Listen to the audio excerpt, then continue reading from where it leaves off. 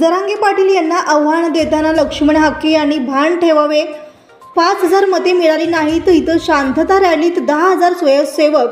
OBC नेते लक्ष्मण हाके यांनी मराठा आरक्षण लढ्याचे नेते मनोज जरांगे पाटील यांना निवडणुकीसाठी उभे राहण्याचे दिलेले आव्हानाबाबत बोलताना मराठा समाजातील क्रांती मोर्चाचे नेते रविकांत मोहिते यांनी त्यांचा चांगलाच समाचार घेतलाय।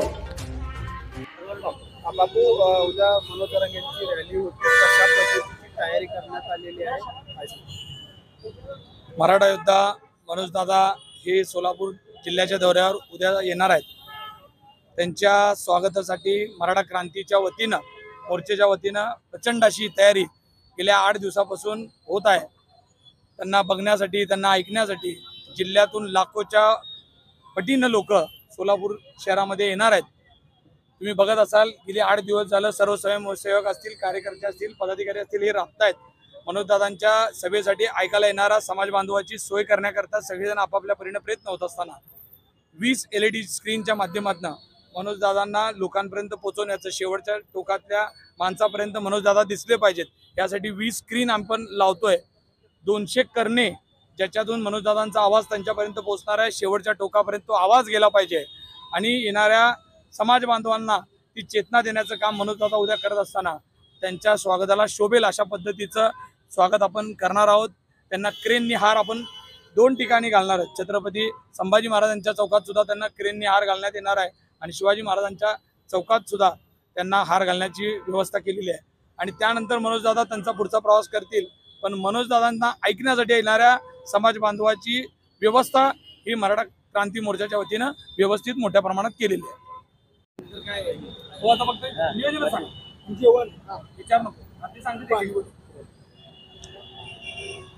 उद्या 7 ऑगस्ट रोजी सोलापूर शहरात जरांगे पाटलांच्या उपस्थितीत शांतता रॅलीचं आयोजन केलेलं आहे।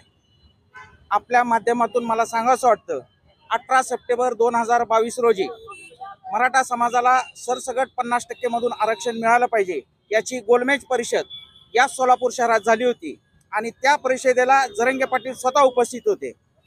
त्यावेळी आरक्षणाचं लावलेलं हे रोपटं आज वटवृक्षात झालेलं आहे। गरजवंत मराठ्यांना 50% मधून आरक्षण मिळालं पाहिजे ही भूमिका सरसगट सर्व गरजवंतांना लक्षात आलेली आहे। त्यामुळे संपूर्ण गरजवंत मराठा समाज हा जरांगे पाटलांच्या मागे ताकदीनिशी उभा आहे। उद्याच्या रॅलीला येणाऱ्या समाज बांधवांना, कारण उद्याच्या रॅलीत संपूर्ण जिल्ह्यामधून लाखोंच्या संख्येनं समाज बांधव या रॅलीत समाविष्ट होणार आहे।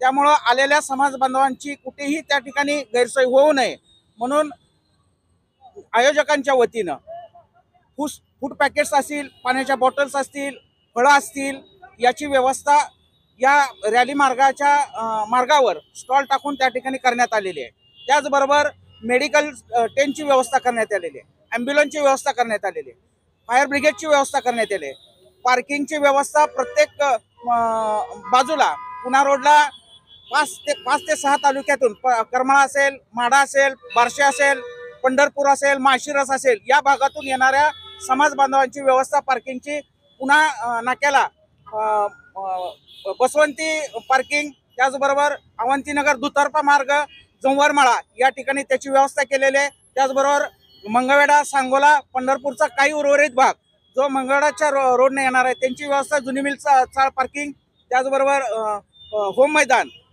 त्याचबरोबर महापालिकेचं एक्झिबिशन ग्राउंड या ठिकाणी करण्यात आलेले आहे। अक्कलकोट आणि दक्षिण भागातून येणाऱ्या समाज बांधवांची व्यवस्था, पार्किंगची व्यवस्था होम मैदान या ठिकाणी करण्यात आहे। सदर केलेल्या पार्किंगचा मॅप समाज बांधवांच्या तळागाळातील वाड्या वस्त्यावरून पोहोचवण्यासाठी त्याचा मॅप आपण सोशल मीडियाच्या माध्यमातून पाठवलेला आहे। तो मॅपही आपल्याला मिळेल।